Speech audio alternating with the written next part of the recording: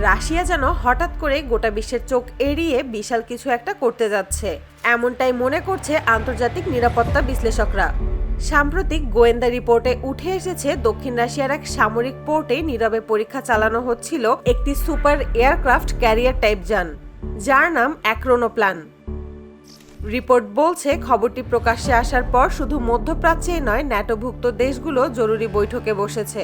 কারণ এটা কোনো সাধারণ যুদ্ধবিমানও নয়, আবার জাহাজও নয়। দুটোর মাঝামাঝি এমন এক এয়ারক্রাফট যা যুদ্ধের হিসাবই বদলে দিতে পারে।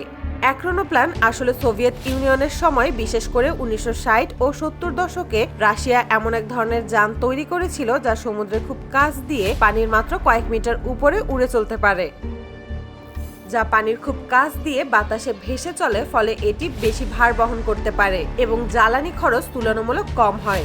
রাশিয়া এই প্রযুক্তি ব্যবহার করে বিশাল আকারের সামরিক অ্যাক্রোনোপ্লান বানিয়েছিল। এই প্রযুক্তি এতদিন কোথায় ছিল? সোভিয়েত ইউনিয়ন ভেঙে যাওয়ার পর অনেকেই ভেবেছিল অ্যাক্রোনোপ্লান প্রকল্প পুরোপুরি বন্ধ হয়ে গেছে, কারণ তখনকার রাশিয়ার অর্থনৈতিক অবস্থা ভালো ছিল না। ফলে অনেকেই ভেবেছিল এটা বিলুপ্ত হয়ে গেছে, কিন্তু বাস্তবে রাশিয়া এটাকে পুরোপুরি বাদ দেয়নি। বিভিন্ন সামরিক গবেষণা সংস্থা গোপনে এই প্রযুক্তির উন্নয়ন চালিয়ে গেছে, যা গোটা বিশ্ব কোনোদিন জানতেও পারেনি। গোয়েন্দারা এখন যে অ্যাক্রোনোপ্লানের কথা বলছে সেটি আগের মডেলগুলোর মতো শুধু পরিবহন বা টহলের জন্য নয়। এটি একটি চলমান এয়ারক্রাফট ক্যারিয়ার প্ল্যাটফর্মের মতো কাজ করতে পারে, অর্থাৎ এটি নিজেদের সঙ্গে ড্রোন, যুদ্ধবিমান, নজরদারি যন্ত্র এবং ভারী অস্ত্র বহন করতে সক্ষম।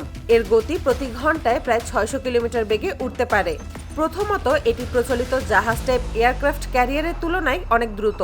একটি বড় নৌবহরকে এক জায়গা থেকে আরেক জায়গায় যেতে যেখানে কয়েকদিন লেগে যায়, সেখানে অ্যাক্রোনোপ্লান কয়েক ঘন্টার মধ্যে বিশাল দূরত্ব পাড়ি দিতে পারে। দ্বিতীয়ত, এটি তুলনামূলক কম খরচে পরিচালনা করা সম্ভব, মাত্র কয়েক ঘন্টার মধ্যেই শত্রুর উপকূলে ঢুকে যেতে পারে। তৃতীয়ত, যুদ্ধের সময় এটি কোনো রকম প্রস্তুতি ছাড়াই আচমকা উপস্থিত হতে পারে। বিশেষজ্ঞরা বলছেন অ্যাক্রোনোপ্লান ব্যবহার করে দ্রুত সেনা নামানো, ড্রোন ও ফাইটার জেট মোতায়েন করতে পারে। জানলে অবাক হবেন, এটা শুধু সমুদ্রে না, এটা ছোট নদীতেও চলতে পারে। এই কারণেই বিশ্বের বাঘা বাঘা দেশগুলো এটা নিয়ে চিন্তিত। তার থেকেও বড় বিষয় হলো সাধারণ রাডার দিয়ে এটাকে ধরা কঠিন, কারণ এটি খুব নিচু দিয়ে চলে, সমুদ্রের ঢেউয়ের সঙ্গে প্রায় মিশে থাকে। জাহাজের জন্য ব্যবহৃত রাডার পানির উপরে চলা ধীরগতির জাহাজ বা স্পিড বোটের জন্য ডিজাইন করা, আর আকাশে থাকা রাডার এত নিচুতে ওরা বস্তু ট্র্যাক করতে পারে না। অ্যাক্রোনোপ্লান এই দুই ব্যবস্থার মাঝখানে থেকে চলে, ফলে অনেক উন্নত মানের রাডারও এটাকে ধরতে পারে না। এই কারণে আমেরিকা বা মধ্যপ্রাচ্যের দেশগুলো প্রথমে তেমন কিছু টের পায়নি বলে ধারণা করা হচ্ছে। কিন্তু যখন গোয়েন্দা রিপোর্টে স্পষ্টভাবে উঠে আসে যে এটি একটি উন্নত সামরিক অ্যাক্রোনোপ্লান, তখন পরিস্থিতি বদলে যায়। ন্যাটোর দেশগুলো বুঝতে পারে এটি শুধু আঞ্চলিক কোনো অস্ত্র নয়, বরং বৈশ্বিক নিরাপত্তার জন্য নতুন ধরনের চ্যালেঞ্জ। এই অ্যাক্রোনোপ্লান কি করতে পারে সেটাই এখন বিশ্বের বড় বড় সামরিক শক্তিগুলোকে ভাবিয়ে তুলেছে। অনেক বিশ্লেষকদের ধারণা চীন এ বিষয়ে অনেক কিছুই জানে, কিন্তু রাশিয়া কেন এখন এটাকে সামনে আনছে? অনেকেই মনে করছেন বর্তমান বিশ্বের রাজনৈতিক পরিস্থিতি এর উত্তর। ন্যাটো ও পশ্চিমা দেশগুলোর সঙ্গে উত্তেজনা, নিষেধাজ্ঞা সবকিছু মিলিয়ে রাশিয়া এমন কিছু দেখাতে চাইছে যা পুরো বিশ্বের সামরিক হিসাব পাল্টে দেয়। আগের মডেলের সঙ্গে নতুন অ্যাক্রোনোপ্লানের পার্থক্য চোখে পড়ার মতো। পুরনো সোভিয়েত অ্যাক্রোনোপ্লান ছিল বিশাল, ভারী ও প্রযুক্তিগতভাবে কম উন্নত, কিন্তু গোয়েন্দারা বলছে বর্তমানের এই অ্যাক্রোনোপ্লান সরাসরি যুদ্ধ মিশনের জন্য প্রস্তুত রাখা হয়েছে।